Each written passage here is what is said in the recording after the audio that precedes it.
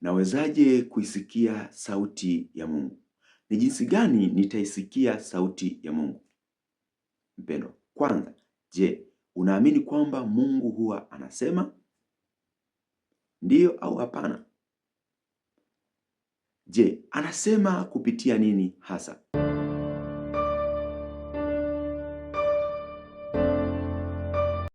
Karibu katika siku ya leo. Kwa majina yangu naitwa Brian Frankie. Napenda kukaribisha katika channel yetu ya Trust the Gospel, tuiamini Injili wakati umekwisha. Kama hujasubscribe, uweze kusubscribe, kulike, comment na kushare na watu wengine ili waweze kupata video kama hizi mara kwa mara pindi tunapozi-upload. Neema yake Mungu iwe pamoja nasi sote wakati tunakwenda kujifunza somo hili. Swali hili liliulizwa na mtumishi kwamba, mwalimu, nawezaje kuisikia sauti ya Mungu, au ni jinsi gani nitaisikia sauti ya Mungu? Kwanza kabisa, kabla tujafika mbali kote huko, kuisikia sauti ya Mungu, lazima kwanza tujue Mungu huwa anasema. Na katika jambo hili tutaangalia maswali makuu mawili mahali hapa. Je, unaamini kwamba Mungu huwa anasema? Kama hapana, nadhani hakuna haja ya kuendelea na mada hii. Kwa sababu gani? Kama Mungu hasemi, maana yake huwezi kumsikia. Na jibu likiwa ndiyo, Mungu anasema, swali linakuja, anasema kupitia nini? Ikiwa Mungu ni roho, vipi Mungu anasema kupitia nini, ambaye mimi natakiwa nimsikie huyo Mungu? Mpendwa katika Bwana, Biblia inasema kondoo wanaisikia sauti ya mchungaji wake.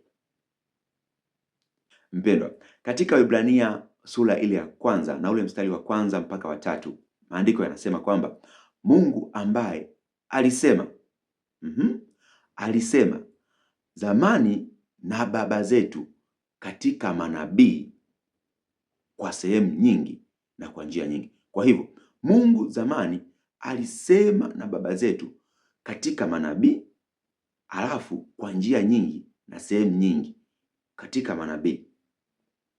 Anasema mwisho wa siku hizi amesema na sisi katika mwana.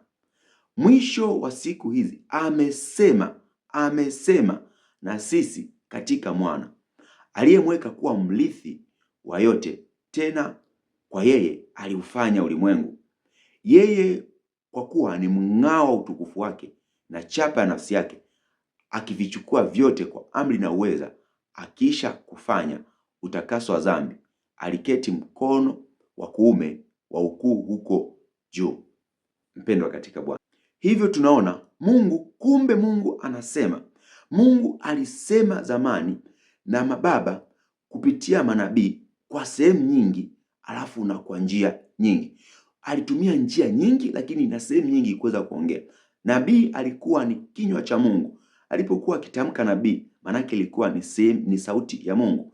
Hivyo kwa njia nyingi na sehemu nyingi Mungu alijidhihirisha katika namna nyingi wakati anasema. Lakini sasa hizo zilikuwa old ways, hizo zilikuwa ni njia za zamani, hizo zilikuwa ni zamani. Lakini kwa sasa Mungu amesema nasi kupitia mwana. Alafu huyo mwana aliyemweka kuwa mrithi wa yote, ambaye ulimwengu ulifanywa kwa yeye. Mpendwa katika Bwana, inakukumbusha nini? Kuna kengele inagonga ya wapi? Katika kitabu cha Yohana, hapo mwanzo kulikuwako na neno, naye neno alikuwako kwa Mungu, naye neno alikuwa ni Mungu, na hakuna chochote kilichofanyika pasipo yeye. Kwa kila kitu kilifanyika kwa huyo neno. Amen. Anasema hivi, tena huyo mwana ambaye yeye ni mng'ao wa utukufu wa Mungu na chapa ya nafsi ya Mungu, akisha vichukua vitu vyote, sio kimoja, vyote kwa amri na uweza, ambaka hata dhambi akaiondoa, na vitu vyote kwa amri na uweza, tena ameketi mkono wa kuume wa ukuu huko juu mbinguni. Huyo ni Yesu. Kwa hivyo katika namna mpya ambayo Mungu amesema, kwa namna pekee ambayo Mungu amesema, namna pekee ambapo sauti ya Mungu inatoka ni kupitia Yesu Kristo. Kwa ili uweze kumsikia Mungu, package yote ya sauti ya Mungu, package yote ya sauti ya Mungu ipo kupitia Yesu Kristo. Kwa kupitia Yesu Kristo ndiko ambako sauti ya Mungu inakotoka, ya vitu vyote, ya mambo yote ipo katika Yesu Kristo. Sasa inakuwaje katika Yesu Kristo? Baada ya neno kufanyika mwili, tukauona utukufu wake Mungu. Baada ya kuona utukufu wake Mungu, wapendwa katika Bwana, na hapo ni kwa kumwamini Yesu Kristo tu Mungu anakuwa amesema. Maanake sauti ya Mungu imepaza sasa. Sauti ya Mungu imetoka, ya mambo yote. Mpendwa, mwandishi wa kitabu cha Waebrania anamaanisha kabisa ya mambo yote. Imani yangu inasema kabisa ya mambo yote, sio jambo moja, ya mambo yote. Kwa kumwamini Kristo Yesu Mungu anakuwa amesema. Katika ile Yohana Mtakatifu sura ya 14 na ule mstari wa 6 anasema, kwa maana mimi ndimi njia na kweli na uzima, na mtu haji kwa Baba ila kwa njia ya mimi, isipokuwa kwa njia ya Kristo. Kwa hivyo hakuna mtu yoyote ambaye atafanya jambo lolote, hakuna sauti yoyote ambayo utaisikia kama hiyo sauti haipo kwa njia ya Kristo. Hakuna mtu ambaye atamkaribia Mungu isipokuwa kwa njia ya Kristo. Hakuna mtu ambaye atasikia sauti ya Mungu isipokuwa imetoka kwa njia ya Kristo. Kwa imani ya Kristo is the center, ndio kitovu katika kusikia sauti ya Mungu na katika Mungu kusema na wewe, na amesema.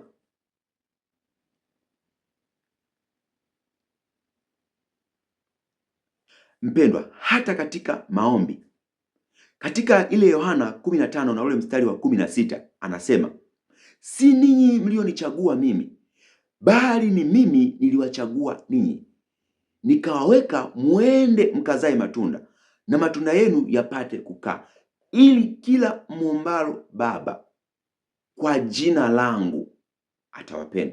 Kwa jina, hata maombi, ili uweze kuconnect, uweze kufanya connection kati ya Mungu na wewe kwa njia ya maombi, katika maombi ni kwa njia ya Yesu Kristo tu.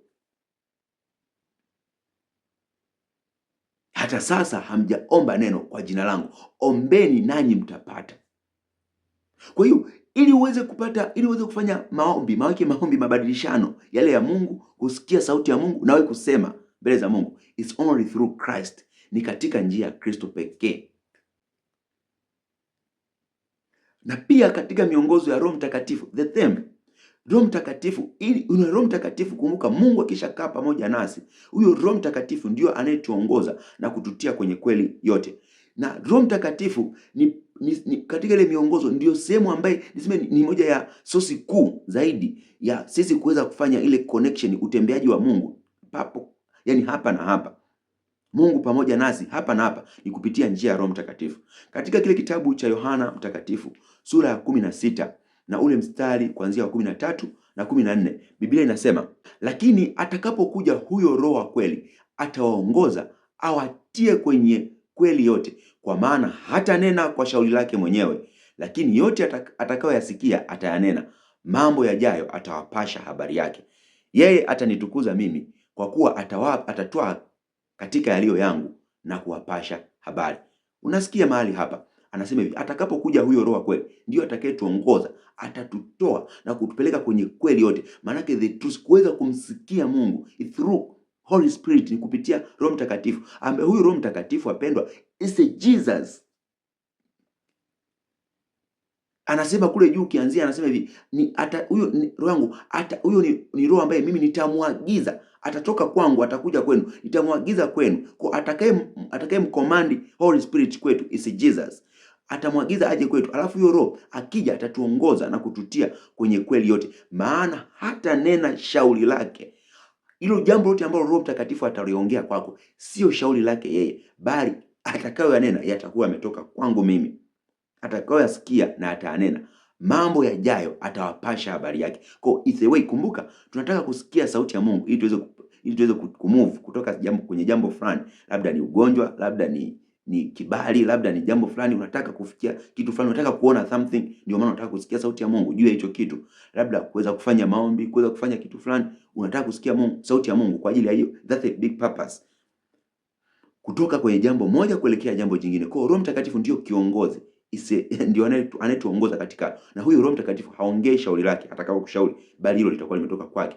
Anasema ule mstari wa 14 kwamba atatwaa katika yaliyo yangu na kuwapasha habari. Kwa atatwaa katika yaliyo katika Kristo. Ndio maana anasema katika ile 14 mstari wa 6 kwamba ndio njia pekee. Hakuna njia nyingine. Hakuna wokovu kwa mwingine isipokuwa kwa Kristo Yesu. Hakuna njia nyingine isipokuwa ya Kristo Yesu.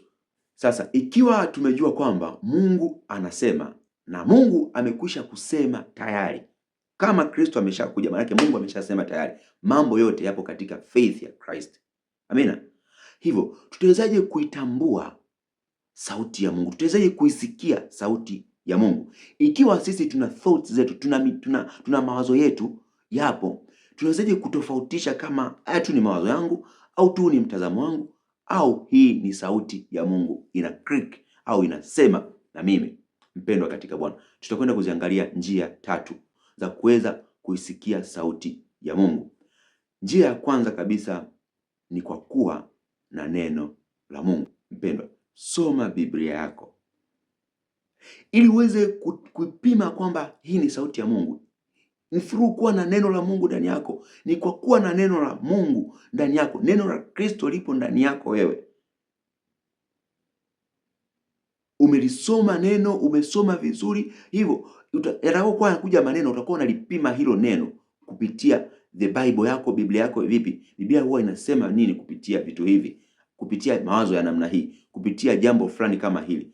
Ukilipeleka kila neno lililokuja katika mind yako kwenye viwango vya Bible, utaligundua kwamba hili neno limetoka kwa Mungu au ni mawazo yako wewe, kwa sababu utaziona ending zake, miisho yake, lakini pia na komenti zake ndani yako wewe. Kulipeleka kwenye Bible utalipima tu kule, utalijua hili neno hili neno hapana, ili mtazamo ni wenyewe umetoka kwa Mungu au ni mambo yangu tu mimi. Sasa katika Waebrania sura ya 4 na ule mstari wa 12 mpaka wa 13 anasema kwamba maana neno la Mungu li hai, neno la Mungu li hai, tena lina nguvu, tena lina ukali kuliko upanga uwao wote ukatao kuwili, tena la choma hata kuzigawanya nafsi na roho na viungo na mafuta yaliomo ndani yake, tena li jepesi kuyatambua mawazo na makusudi ya moyo. 13 wala hakuna kiumbe kisichokuwa wazi mbele zake, lakini vitu vyote vitupu na kufunuliwa machoni pake yeye aliye na mambo yetu. Kwa hivyo tunaona neno la Mungu li hai, tena lina nguvu, tena lina ukali kuliko upanga wote unaokata kuwili. Anasema tena li jepesi kuyatambua mawazo na makusudi ya moyo. Neno la Mungu hilo. Kwa neno la Mungu likiwa liko hai, kwa hiyo kwa kuwa na neno la Mungu litatenganisha whether hichi kitu ni kizuri au hichi kitu ni kibaya. Biblia inasema zijaribuni kila roho ili mjue kwamba zimetokana na Mungu au la. How can you test the spirit? Ni kwa kumjua Kristo, ni kwa kuwa na neno la Mungu ndani yako. Ni kwa kuwa unajua neno la Mungu, Kristo ni nani kwako. Hapo unaweza ukatenganisha, ukajua kabisa hii ni sauti ya Mungu au hii sio sauti ya Mungu. Kwa hivyo, ili uweze kuisikia sauti ya Mungu, unatakiwa na neno la Mungu ndani yako jingi. Ndipo utaweza kujua kwamba hii ni sauti ya Mungu. Kumbuka, una thought, una vitu vinazunguka bado, una mitazamo yako. Tupo katika ulimwengu.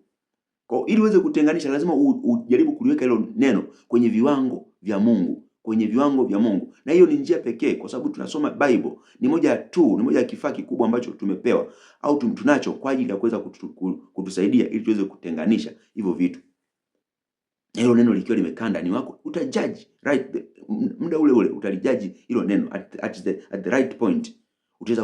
Utakuja hili neno, utaingia katika namna fulani. Kwa mfano, kuna siku nikawa nimekaa, mtu mmoja akawa ameniudhi. Baada ya kuniudhi nikawa na hasira kweli. Wakati ile hasira imepamba moto, ikaja neno ndani yangu.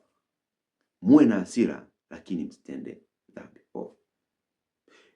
Nikaja pale nikashangaa, hasira yote imeshuka. alafu nikatafuta means of solution, how to solve that case, kusolve hilo jambo. Nikakuta hilo jambo limeisha kwa muda mfupi tu, kwa sababu ya neno la Kristo ndani ya mtu. Amina. Lakini pia ukisoma kitabu cha Zaburi ile sura ya 19 na ule mstari wa 105, anasema neno lako ni taa ya miguu yangu na mwanga wa njia zangu. Neno la Mungu ni taa ya miguu, lakini pia na mwanga wa njia. Kwa hivyo ili uweze kuenda katika njia the right way, lazima neno liwe ndani yako.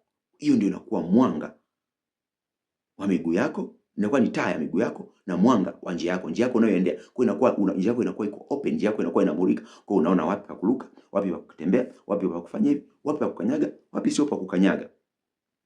Amina. Ndio maana anasema pale mstari wa juu, mstari wa 9 kwenye hiyo Zaburi ya 119, mstari wa 9 mpaka 11, ni jinsi gani kijana aisafishe njia yake, ni kwa kulitii na kulifuata neno lake. Anasema hivi, moyoni mwangu nimeliweka neno lako, nisije nikakutenda dhambi. Amina. Hiyo ndio taa ya miguu yako na mwanga wa njia yako. Kwa hivyo, na huyo ni Kristo, watu wapendwa katika Bwana. Is the center of everything. Yeye ndio kitovu cha mambo yote. Amina. Hilo ni jambo la kwanza. Kwa kuwa na neno la Mungu ndani yako, utaweza kuisikia sauti ya Mungu. Utajua kabisa hii ni sauti ya Mungu, hii sio sauti ya Mungu.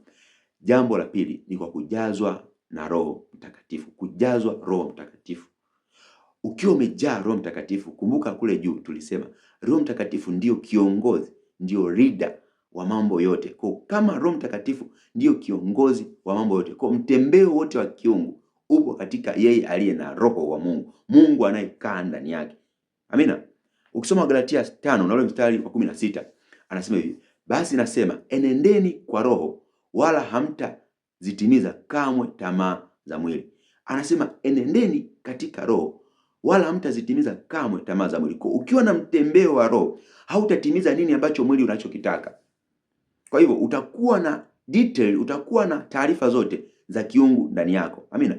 Ili usiende kwenye sauti nyingine, bali uende katika sauti ya Mungu, inatakiwa uwe na Roho Mtakatifu ndani yako. Uwe umejaa Roho Mtakatifu ndani yako. Utagundua kwamba hii njia ni bad direction, au hii sio sauti ya Mungu, hii ni sauti ya Mungu. Kwa hiyo uweze kugundua kama hii ni sauti ya Mungu kwa sababu Roho wa Mungu anakaa ndani yako. Amina. Ukisoma pia Galatia 6 ule mstari wa 7 na wa 8, anasema kwamba msidanganyike, Mungu hadhihakiwi. Amina. Kwa kuwa chochote apandacho mtu ndicho atakachovuna. Nani? Maana yeye apandaye kwa mwili wake, katika mwili wake atavuna uharibifu, bali yeye apandaye kwa Roho, katika Roho atavuna uzima wa milele. Kwa hivyo anasema hivi, msidanganyike, Mungu hadhihakiwi. Kila chochote anachokipanda mtu ndicho anachokisoa mtu ndicho anachokiharvest, ndicho anachokivuna. Kwa utakachokipanda ndicho utakachokivuna. Kwa sababu gani? Yeye apandaye kwa mwili wake atavuna, naye apandaye kwa roho yake atavuna. Kwa atakaye kuwa na Roho wa Mungu, maana yake atakuwa na taarifa za Mungu zote. Akiwa na taarifa za Mungu zote, siri ya Mungu kwake iko open. Hivyo ataweza kuisikia sauti ya Mungu kwa sababu ana Roho wa Mungu ndani yake. Nataka tutumie mfano wa mtu mmoja ambaye yeye ili aweze kusikia sauti ya Mungu ilibidi awe na Roho wa Mungu ndani yake. Ni mtu mmoja anaitwa Sauli. Katika Samueli wa kwanza 10 mstari wa 5 mpaka wa 7, anasema baada ya hayo Samueli alikuwa anamwambia maneno haya Sauli kwamba baada ya hayo utafika Gibea Mungu, katika mlima wa Mungu, hapo palipo na ngome ya Wafilisti. Kisha itakuwa utakapofika mjini utakutana na kundi la manabii. Kumbuka manabii ni sauti ya Mungu. Kumbuka katika Waebrania 1 mstari wa kwanza pale, Mungu zamani alisema na baba zetu kwa njia nyingi au kwa sehemu nyingi na katika manabii, lakini sasa amesema nasi kupitia mwana. Hapa tunamwona nabii alikuwa ni kinywa cha Mungu. Anasema hivi, na kundi la manabii ambao ni sauti ya Mungu wakishuka kutoka mahali pa juu, wenye kinanda na tari na kinubi na filimbi mbele yao, nao watakuwa wanatabiri, nao watakuwa wanaprophesy, wanasema about future, wanasema juu ya mambo yanayokuja, wanasema juu ya mambo kumhusu Mungu. Amina. Mstari wa 6 anasema hivi, na Roho ya Bwana, amina, Roho ya Bwana itakujilia kwa nguvu, nawe utatabiri pamoja nao, nawe utageuzwa kuwa mtu mwingine. 7, basi hapo ishara hizi zitakapokutukia, fanya kama uonavyo vyema, kwa kuwa Mungu yupo pamoja nawe. Anasema roho ya Bwana itakujilia kwa nguvu. Uwezo wa Mungu, ile roho ya Mungu itakujia kwa nguvu. Alafu nawe utaanza kutabiri, sio taratibu, kwa nguvu. Utakuta tu umegeuka kuwa mtu mwingine.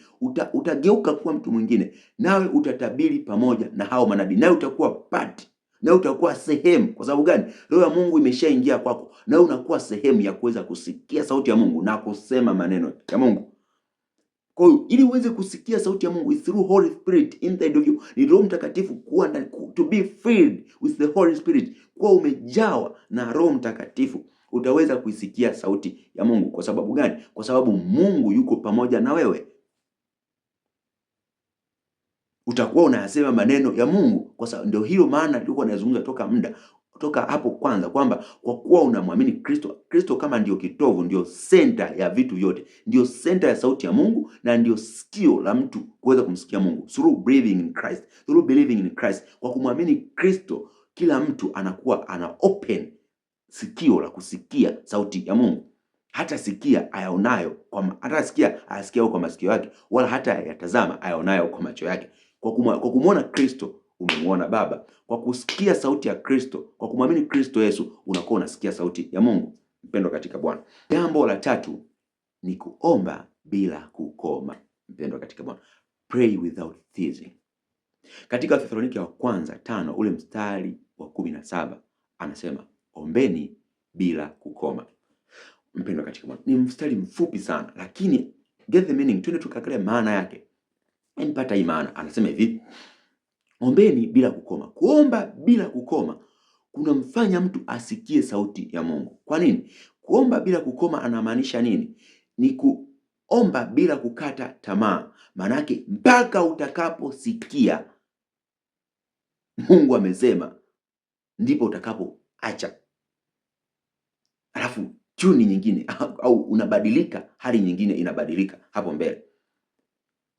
Baada mpaka kusikia kwamba Mungu amekutoa go ahead. Kumbuka wakati wa maombi ni mawasiliano. Kwa una speak naye Mungu anaongea. Ukiona Mungu hajaongea, haujasikia sauti ya Mungu, mpendwa katika Bwana, ujue bado unahitaji uendelee kupray. Ndio maana ya neno hilo, omba bila kukoma. Usiangalie muda gani ambao umeomba, ila angalia sauti ya Mungu imesikika.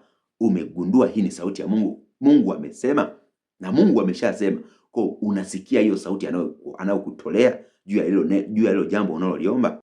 Mpendwa, omba bila kukoma. Omba mpaka majibu yatokee. Na hiyo ndiyo maana katika ile Yakobo 5 na ule mstari wa 13 mpaka wa 18 anasema hivi, mtu wa kwenu amepatikana na mabaya? Swali, aombe. The answer is aombe. Mtu wa kwenu amepatikana na njaa na hofu na mashaka na magonjwa na jambo fulani? The answer through that is prayer. Aombe. Nakumbuka hakuna jibu la maombi kwa yeyote isipokuwa kwa Kristo Yesu. Hata sasa hamjaomba kwa jina langu, mpaka uombe katika Kristo ndipo unapata. Kwa sababu gani? Kwa sababu ndimo sauti ya Mungu ilimo. Ndimo Mungu huwa anasema. Mtu amepatikana na mabaya, the answer ni kwamba aombe. Ana maisha magumu, aombe. Anataka kupata mpenyo, aombe. Ana hofu, aombe. Ana hasira, aombe. Ana dhambi, aombe. Anasema hivi, na aombe. Ana moyo wa kuchangamka. Kama mtu akiwa na moyo wa kuchangamka, anasema hivi, na aimbe zaburi. Ikiwa na moyo wa kuchangamka, au kwenu kuna mtu ana moyo wa kuchangamka, basi huyo mtu aimbe zaburi. Praise Mungu, amshukuru Mungu. Amina. Nasema 14, mtu wa kwenu amekuwa hawezi? Na awaite wazee wa kanisa. Swali, mtu wa kwenu hawezi? Jibu kama ni ndio, basi awaite wazee wa kanisa, nao muombe na kumpaka mafuta kwa jina la Bwana. Hawa watu wamuombe na kumpaka mafuta kwa jina la Bwana. 15, na kule kuomba kwa imani kutamwokoa mgonjwa yule, na Bwana atamuinua. Hata ikiwa amefanya dhambi atasamehewa. Kule kuomba kwa imani. Kwa sababu gani? Huyu mtu anafanya ile uwepo wa Kristo katika yule mtu. Kwa hata kama mtu amefanya dhambi, yule mtu ataponywa kwa kule kuomba kwa imani. Mpendwa, kumbuka tunachokizungumza hapa ni kuomba kwa bidii. Kusikia sauti ya Mungu ni kwamba uombe mpaka majibu yatokee, mpaka usikie Mungu amesema. Acha tuendelee, fanya hivi, ndipo unaweza kupata. Na ndiyo maana Kristo Yesu aliwaambia wanafunzi wake mambo mengine hayawezekani isipokuwa kwa kufunga na kuomba. Maanake nini? It's through mpaka usikie muongozo, direction. Mungu anakuambia nini? Unapokuwa katika hali ya fasting kwa muda mrefu, unapokuwa kwenye maombi ya muda, na hii ni benefit, unapokuwa kwenye maombi ya muda mrefu ndipo utakaweza kusikia. Kama hujasikia, continue praying, endelea kuomba, endelea kuomba, endelea kuomba, usiache, endelea kuomba mpaka utakaposikia. Mungu anakudirect through prayer and fasting. Mungu huwa anakuelekeza nini cha kufanya. Ni sio tofauti na ukiwa unakimbia kimbia. Ndio maana naambia vitu vingine haviwezekani isipokuwa kwa kuomba na kufunga mpaka usikie mwongozo juu ya hilo jambo. 16 anasema hivi, ungameni dhambi zenu ninyi kwa ninyi na kuombeana mpate kuponywa. Kuomba kwake mwenye haki kwafaa sana akiomba kwa bidii. Anasema ungameni dhambi zenu ninyi kwa ninyi ili mpate kuponywa. Alafu muombeane ninyi kwa ninyi mpate kuponywa. Anasema hivi, maana kuomba kwake mwenye haki kwafaa sana huyo mtu akiomba kwa bidii. Kuomba kwa mwenye haki kunafaa sana akiomba kwa bidii. Kwa nini kunafaa sana akiomba kwa bidii? Mpendwa, anatolea mfano wa mtu mmoja ambaye alikuwa mwenye haki. Mungu alimhesabia kwamba yuko righteous, ambaye ni Elia. Anasema hivi, Elia alikuwa mwanadamu mwenye tabia moja na sisi. Akaomba kwa bidii mvua isinyeshe, na mvua haikunyesha juu ya nchi muda wa miaka 3 na miezi 6. 18 akaomba tena kwa bidii. Maana yake mbingu zikatoa mvua, nayo nchi ikazaa matunda yake. Anamtolea mfano wa Elia ambaye alikuwa amesaidia kuomba kwake mtu mwenye haki kwafaa sana huyo mtu akiomba kwa bidii. Anamtolea mfano Elia, aliomba kwa bidii mvua isinyeshe, tena akaomba kwa bidii mvua ikanyesha. Mpendwa, kwa nini anamtolea mfano Elia? Nataka tukatembee namna ambavyo Elia aliweza kuomba katika kile kitabu cha Wafalme wa kwanza 18 kuanzia mstari wa 41 tutaenda mpaka 46. Mpendwa, tukaangalie namna ambavyo Elia aliomba kwa bidii. Namna gani ambavyo Elia aliomba kwa bidii? Aliomba Elia mpaka matokeo yakatokea. Hakukata tamaa. Kwa sababu gani? Hakusikia sauti ya Mungu katika ile jambo. Mpaka aliposikia sauti ya Mungu ndipo Elia aliacha kuomba. Twende tukaangalie.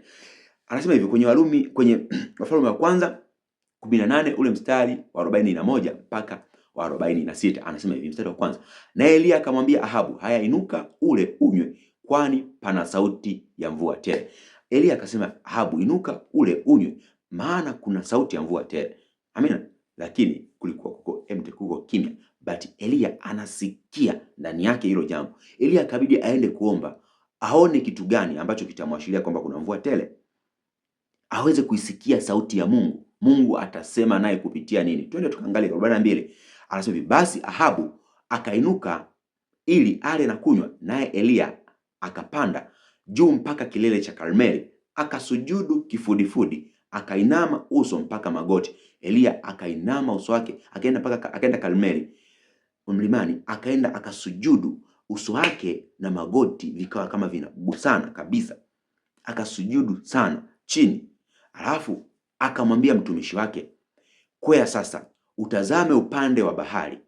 Huyo mtumishi akakwea, akatazama na kusema hakuna kitu, naye akasema enenda mara 7. Anajaribu kutuelezea kwamba akamwambia mtumishi wake, kwea mpaka upande wa pili, upande wa bahari, alafu ukatazame. Na yule mtumishi alivyokwea na kutazama akasema hakuna kitu. Kwa nini? Maana kuna maagizo ambayo Elia alikuwa amemwagiza aende kufanya nini? Aende kusikia, aende kutazama. Je, Mungu anajibu? Mungu anasema? Tutamsikia Mungu? Amina. Akasema nenda hata mara 7. Mtumishi, msikiliza, nenda hata mara 7. It means maana yake Elia akaomba 7 times, mara 7. Mara ya kwanza akaomba, tunamwambia nenda, akaenda akakuta kimya. Mara ya pili nenda kimya. Mara ya tatu nenda kimya. Mara ya 4 mpaka mara 7. Alipomwambia mara ya 7 nenda, ndipo huyo mtumishi akaenda. Anasema mstari wa 44, ikawa mara ya 7 akasema jibu sasa hilo, tazama wingu linatoka katika bahari, nalo ni dogo kama mkono wa mtu. Amina. akanena, enenda ukamwambia Ahabu, tandika ushuke, mvua isikuzuie.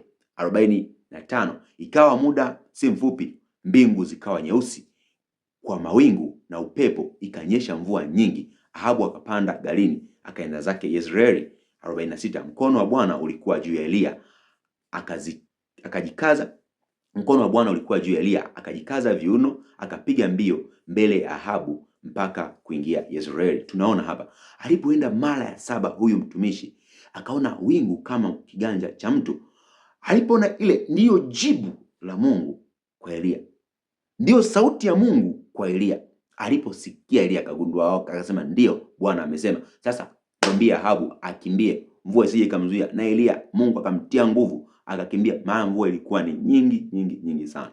Mpendwa katika Bwana, hivyo ili kuweza kuisikia sauti ya Mungu, tumeona Mungu lazima aseme, na Mungu ameshasema tayari kupitia Kristo Yesu kwa kipindi hiki.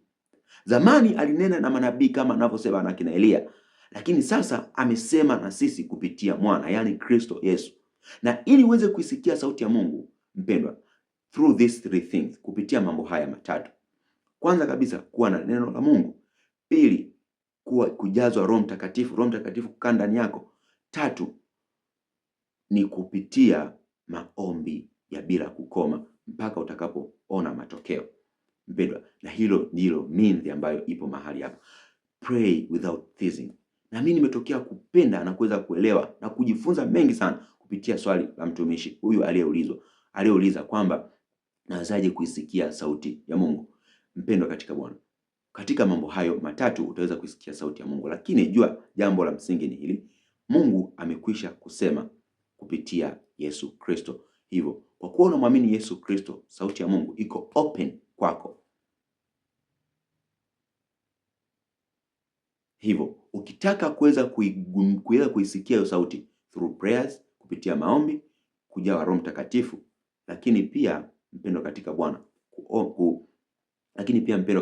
kuweza kuitambua kwa kupitia neno la Mungu, utaweza kuigundua kama hii ni sauti ya Mungu au hii sio sauti ya Mungu. Mpendwa katika Bwana, basi neema yake Mungu iwe pamoja nawe, nikutakie siku njema.